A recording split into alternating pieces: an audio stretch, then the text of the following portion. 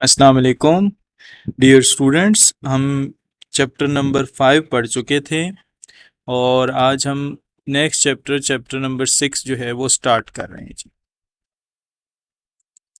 Chapter number 6 जो है वो साउंड के बारे में है, ठीक है, जिसमें हम साउंड की मुख्तलिफ प्रॉपर्टीज़ को भी स्टडी करेंगे। लेकिन सबसे पहले हम ये देखेंगे कि साउंड है क्या और कौन सी वेव्स हैं, क्या सिलसिला है, ये सारा इसमें पढ़ेंगे। तो सबसे पहले जो है वो हम वेव या वेव मोशन के बारे में पढ़ते हैं कि वेव क्या चीज़ है और वेव मोशन किसको कहते हैं। तो सबसे पहले वेव।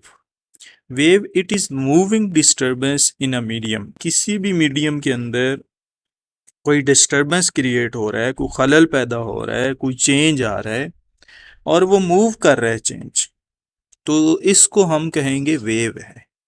लेट्स सपोज पानी के ऊपर बनने वाली वेव्स हैं, ठीक है। अब क्या होता है कि पानी में हर टाइम कुछ ना कुछ डिस्टरबेंस क्रिएट होता है और उस वो डिस्टरबेंस एक जगह से दूसरी जगह ट्रेवल करके जा रहा होता है, ये वेव्स हैं।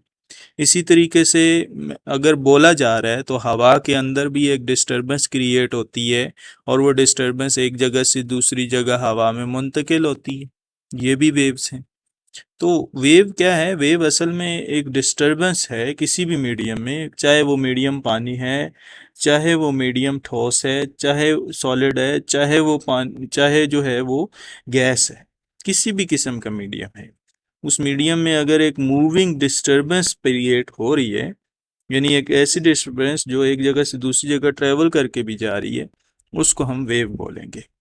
अब बहुत सारी टाइप्स हैं इसकी वेव के, भी हम जाके आगे पढ़ेंगे भी। जिस तरह से ये साउंड वेव्स हैं वो कुछ इस तरीके से होती हैं, इसी तरह पानी के ऊपर बनने वाली वेव्स दायरों की सूरत में होती हैं, इसी तरह रस्सी के ऊपर बनने वाली वेव्स कुछ इस तरीके से होती हैं, ठीक है। तो वेव्स की मुख्तलिफ टाइप्स हैं। अब इनमें एक चीज़ कॉमन है सब में कि डिस्टर्बेंस क्रिएट हो रहा है मीडियम में, चाहे वो मीडियम हवा है, चाहे पानी है, चाहे रस्सी है, उस मीडियम में डिस्टरबेंस क्रिएट हो रहा है और वो डिस्टरबेंस एक जगह से दूसरी जगह ट्रांसफ़र हो रहा है, मूव कर रहा है, तो इसको हम कहेंगे वेव।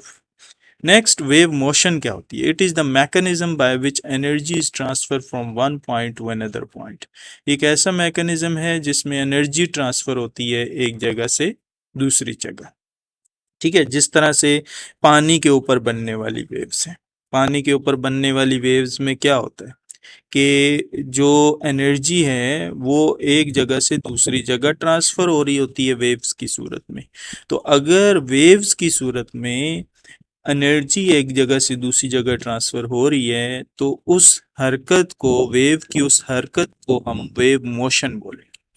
और याद रखिए, जब भी कभी वेव्स हरकत में आती हैं तो वह वेव मोशन का प्रोसेस करती हैं, क्योंकि वो एनर्जी को एक जगह से दूसरी जगह ट्रांसफ़र करती हैं, ठीक है जी।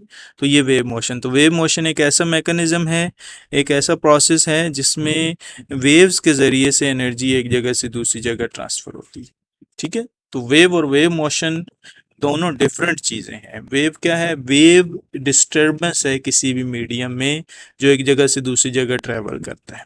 और वेव मोशन क्या है? वेव मोशन एक ऐसा प्रोसेस है, एक ऐसा मैकेनिज्म है जिसमें जो वेव है वो एनर्जी एक जगह से दूसरी जगह ट्रांसफ़र करती है।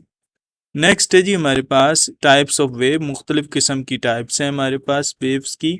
तो सबसे पहली जो टाइप है दैट इज़ मैकेनिकल वेव्स। ये ऐसी वेव्स होती हैं जिनको ट्रैवल करने के लिए, यानी एक जगह से दूसरी जगह जाने के लिए मीडियम की ज़रूरत होती है। मीडियम क्या है? देखें, हवा मीडियम है, पानी मीडियम है, ठोस चीज़ें मीडियम हैं। हर वो चीज़ जिसको आप छू सकें और जिसको हाथ, जिसको आप महसूस कर सकें, उसको हम मीडियम कहते हैं, ठीक है। तो मीडियम ज़रूरी होता है इन वेव्स को फैलने के लिए, यानी एक जगह से दूसरी जगह ट्रैवल करने के लिए अगर मीडियम नहीं होगा तो ये वेव ट्रैवल नहीं कर पाएंगी। जिस तरह से साउंड वेव्स हैं, अब खला के अंदर साउंड आवाज़ जो है वो अगर आप बातें करने की कोशिश करते हैं खला में एक दूसरे से तो नहीं कर पाते। उसकी क्या वजह है? उसकी वजह ये है कि क्योंकि साउंड वेव्स जो हैं दैट इज़ मैकेनिकल वेव्स, क्योंकि साउंड वेव्स को फैलने के लिए मीडियम की ज़रूरत है। अब मीडियम ही अगर नहीं है, खला में हवा तो होती नहीं है, मीडियम नहीं है तो उस सूरत में क्या होगा कि आवाज़ फैलेगी नहीं और वो खलाबाज या जो भी उधर मौजूद होगा वो एक दूसरे की आवाज़ को सुन नहीं पाएगा। तो ये होती हैं जो मैकेनिकल वेव्स, ऐसी वेव्स जिनको फैलने के लिए मीडियम की ज़रूरत है। अब सवाल ये पैदा होता है वहाँ पे कैसे लोग एक दूसरे से रब्ता करते हैं? वो इलेक्ट्रोमैग्नेटिक वेव या रेडियो वेव्स के ज़रिए से आपस में रब्ता करते हैं। ठीक है, सबसे पहले तो मैकेनिकल वेव की कुछ एग्जांपल देख लें, जिस तरह रस्सी के ऊपर बनने वाली वेव्स हैं, पानी के ऊपर बनने वाली वेव हैं। अब इन तीनों वेव्स के लिए आप देख लें कि आपको मीडियम चाहिए। मीडियम नहीं होगा तो उस सूरत में ये रस्सी की वेव्स भी नहीं फैल सकेंगी, पानी के ऊपर बनने वाली वेव्स भी नहीं फैल सकेंगी, हवा में मौजूद साउंड की वेव्स भी नहीं फैल सकेंगी। दूसरी टाइप है इलेक्ट्रोमैग्नेटिक वेव्स। ये ऐसी वेव्स होती हैं जिनको किसी भी मीडियम की ज़रूरत नहीं होती फैलने के लिए। जिस तरह वाईफाई के सिग्नल हो गए, ब्लूटूथ के सिग्नल हो गए, रेडियो सिग्नल हो गए, टीवी सिग्नल हो गए, डिश एंटीना के सिग्नल हो गए। इस तरह से बहुत सारे ऐसे सिग्नल्स आपके एफएम रेडियो के सिग्नल हैं जिनको फैलने के लिए किसी मीडियम की ज़रूरत नहीं है। अगर हवा उस कमरे से निकाल भी दें किसी भी कमरे से तो उस कमरे में वाईफाई के सिग्नल आते रहेंगे। उसकी वजह ये है कि क्योंकि ये इलेक्ट्रोमैग्नेटिक वेव्स हैं, इनको फैलने के लिए मीडियम की ज़रूरत नहीं होती। अब इनको इलेक्ट्रोमैग्नेटिक वेव्स क्यों कहते हैं उसको ज़रा समझ लें आप। देखें, इलेक्ट्रोमैग्नेटिक वेव इसलिए कहते हैं क्योंकि इलेक्ट्रिक और मैग्नेटिक फील्ड दोनों एट अ टाइम निकल रही होती हैं। ठीक है, यानी इलेक्ट्रिक और मैग्नेटिक वेव्स जो हैं वो दोनों एट अ टाइम आपस में परपेंडिकुलर एंगल, ये देख लें अगर, ठीक है, ये अगर मैग्नेटिक फील्ड ट्रेवल कर रही है,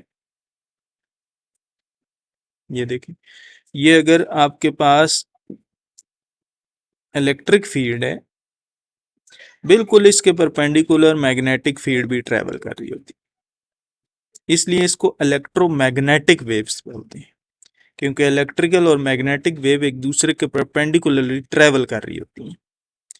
तो इसलिए इसको हम कहते हैं इलेक्ट्रोमैग्नेटिक वेव्स। सूरज से आने वाली रोशनी भी इलेक्ट्रोमैग्नेटिक वेव है, हर किस्म की रोशनी भी इलेक्ट्रोमैग्नेटिक वेव से। ठीक है, ब्लूटूथ, टीवी के सिग्नल, रेडियो सिग्नल, ये सारी इलेक्ट्रोमैग्नेटिक वेव्स हैं। इनको फैलने के लिए किसी मीडियम की ज़रूरत नहीं होती। अब देखें ना कि रोशनी खला से होकर ज़मीन तक पहुंचती है सूरज की। अब खला में तो मीडियम नहीं है ना, लेकिन क्या है कि इलेक्ट्रोमैग्नेटिक वेव्स को हमें पता है कि फैलने के लिए मीडियम की ज़रूरत ही नहीं है। तो इसलिए जो इलेक्ट्रोमैग्नेटिक वेव्स हैं ऐसी वेव्स होती हैं जिनको फैलने के लिए मीडियम की ज़रूरत नहीं होती।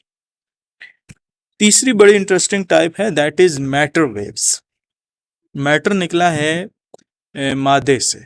जब भी कोई भी मादा, चाहे वो छोटे से छोटा मादा हो, वो ट्रैवल करता है तो वो ख़ास किस्म की वेव्स बनाता है। जिस तरह से these waves are due to moving particle of the medium, example moving of electron. ठीक है, कोई भी अगर पार्टिकल मूव करता है किसी भी मीडियम का, पार्टिकल प्रोटॉन हो सकता है, न्यूट्रॉन हो सकता है, इलेक्ट्रॉन हो सकता है, ये बेसिक पार्टिकल हमने पढ़े। जब वो मूव करता है तो वो एक खास किस्म की वेव्स बनाता है जिनको हम कहते हैं मैटर वेव्स। जिस तरह से ये देखें कि एक इलेक्ट्रॉन जो है वो न्यूक्लियस के गिर्द जब हरकत करता है तो वो बिल्कुल दायरे में हरकत नहीं होती उसकी। ये देखें जरा, अब जब इलेक्ट्रॉन मूव करते हैं ना न्यूक्लियस में, न्यूक्लियस के गिर्द, ये देखें, जब न्यूक्लियस के गिर्द इलेक्ट्रॉन मूव करते हैं तो वो इलेक्ट्रॉन आपस में स्टेशनरी वेव्स बनाते हैं। ये देखिए, तो एक खास किस्म का पैटर्न बनाता है इलेक्ट्रॉन जब न्यूक्लियस के गिर्द वो रिवॉल्व कर रहा होता है, बिल्कुल दायरे में रिवॉल्व नहीं करता। ठीक है, तो इस तरह के जो वेव्स होती हैं जिसमें मूविंग पार्टिकल एक खास किस्म की वेव्स बनाते हैं उसको हम कहते हैं जी मैटर वेव्स। मैटर वेव्स ऐसी वेव्स हैं जो कि मूविंग पार्टिकल की हरकत की वजह से पैदा होती हैं। नेक्स्ट हमारे पास है, वो हम इंशाल्लाह नेक्स्ट वीडियो में आगे कंटिन्यू करेंगे। हमने टाइप्स ऑफ वेव्स पढ़ी, वेव पढ़ी और वेव मोशन पढ़ी आज के इस वीडियो में। इंशाल्लाह हम नेक्स्ट वीडियो में आगे कंटिन्यू करेंगे। ओके जी, अल्लाह हाफ़िज़।